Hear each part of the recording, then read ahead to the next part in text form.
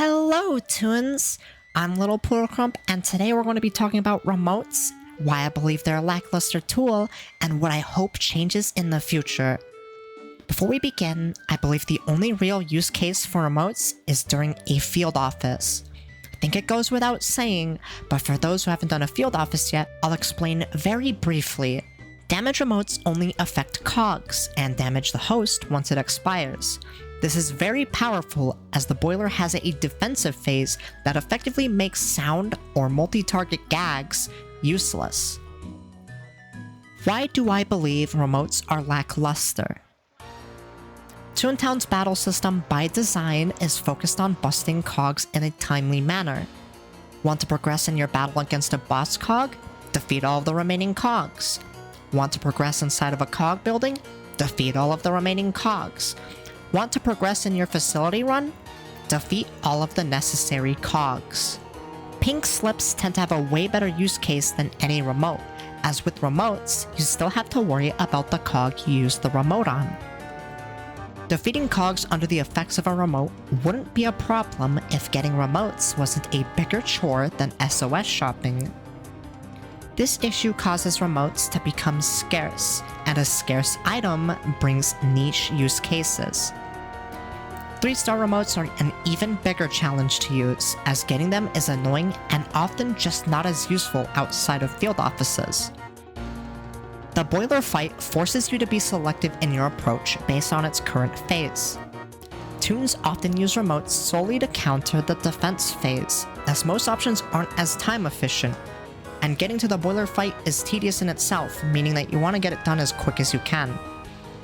3-star remotes are not that easy to obtain, which would be fine if using them wasn't a challenge. There's not really any gain to using a remote outside of the boiler fight. Toons rarely run into situations where they get the full value a 3-star remote has to offer, which often makes it less fun to use overall. Remotes are very strong for challenge runs, such as solo runs, duo runs, tune-upless runs, and soundless runs. The problem is, they work best in situations where you've purposefully put yourself in harm's way. Any other instance where you can use a remote often just causes the strategy of other toons to change dramatically, just so the remote isn't wasted entirely. Generally, I always try to offer a solution when critiquing something, but due to the way the remote works, I actually believe it doesn't belong in Toontown's current gameplay loop to begin with. Having said this, it's important to note that the TTR team has been making the battle system more diverse than how it was in TTO, which should be appreciated. Status effects add a lot of depth to strategy, and while remotes don't have a place outside of the boiler fight currently, they may have more relevance as the game develops. With the release of under new management, you may find more use cases for remotes than the standard combat that exists everywhere else in Toontown, but the problems that come with them still persist. It might help remotes if field offices weren't such a time and mental sink all around. Field offices very quickly lose their charm once you have to do a large variety of toon tasks that surround them, and field offices can range from 15 minutes up to an hour depending on star difficulty.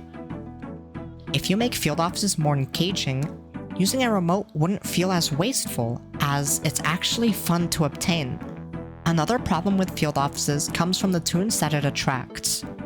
You'll get by perfectly fine with a lot of toons, but it isn't uncommon to run into a micromanaging toon every other field office.